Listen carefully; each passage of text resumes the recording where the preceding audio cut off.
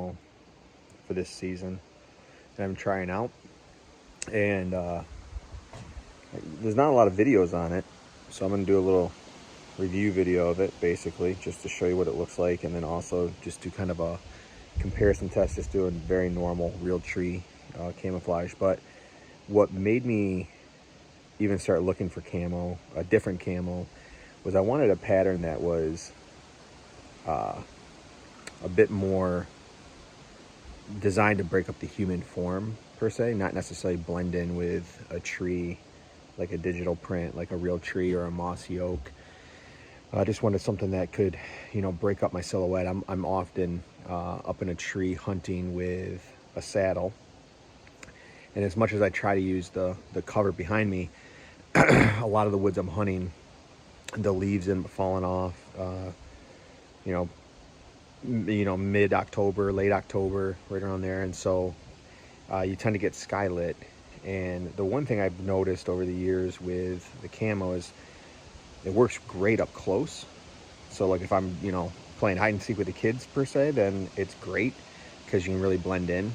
But the further you go away from it, it just kind of becomes a blob, just a dark color, but the silhouette of your shoulders and your body is still there.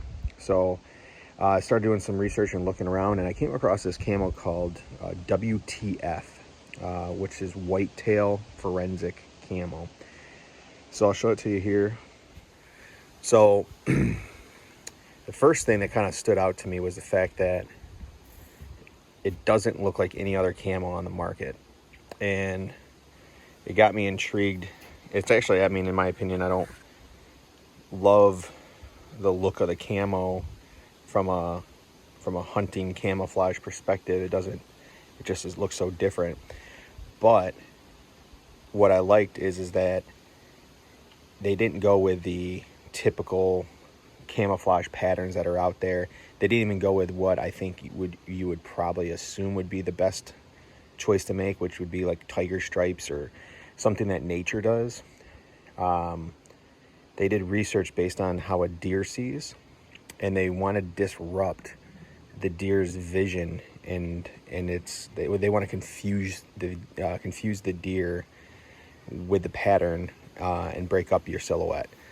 So it sounds great in theory. The pictures looked great, especially skylit images. I was really impressed with that. So what I'm going to do is hang these up. I'll probably go against a tree back here, and then I'll walk away.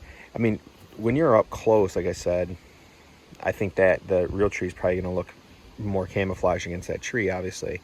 But what I'm interested in is what happens when you're 20 yards away, 30 yards away, 40 yards away. And so I'm going to walk back at the different spots with my phone and see what it looks like. All right. So I'm at 10 yards right now. There's a real tree camo pattern that's just jacket on a hanger. And what I'll do is I'll take a photo of each one at each thing, and I'll make it black and white so you can kind of see. I know deer don't see in black and white, but they are colorblind. Just not. They do see some color though. All right, so this is 20 yards. You can still see the outline. So like right now, in my opinion, based on my phone, the pattern that's on the camouflage, it's kind of irrelevant now. It might as well just be a brown jacket. And that's at 20.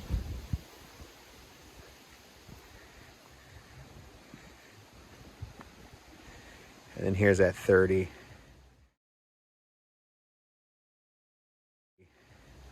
At 30, you can still see the outline, but it's nicely hidden against that tree just because it's kind of in the shadows back there. So it's not too bad, but the camo pattern is irrelevant.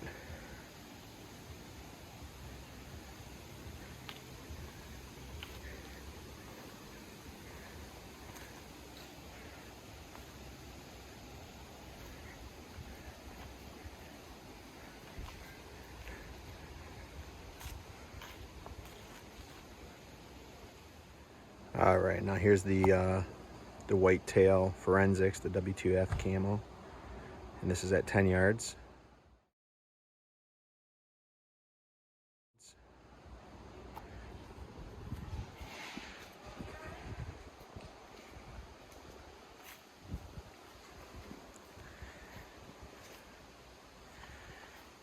Here's at 20. Still lots of disruption. There's some really good contrast.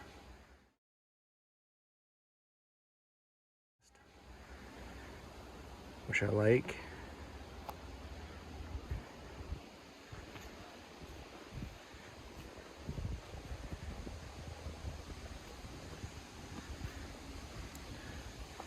Here's 30 yards.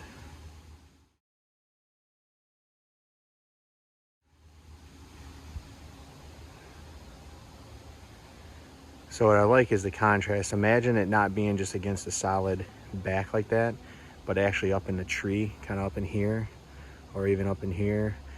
Having that big contrast like that is gonna help you break up your silhouette while you're up in a tree, and you won't just be this solid blob up in a tree.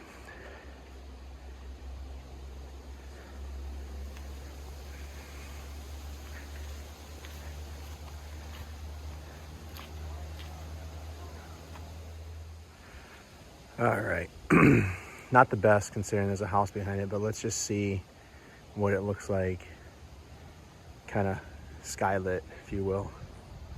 I'll just keep walking back because, you know, most of the deer, the big thing is you want to not be caught when the deer's approaching and coming in.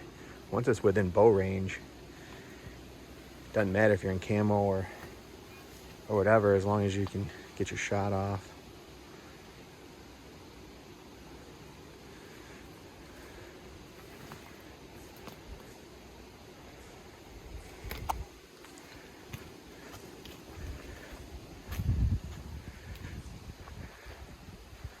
Does a pretty good job. I think that solid house behind it is not helpful. All right, here's the real tree.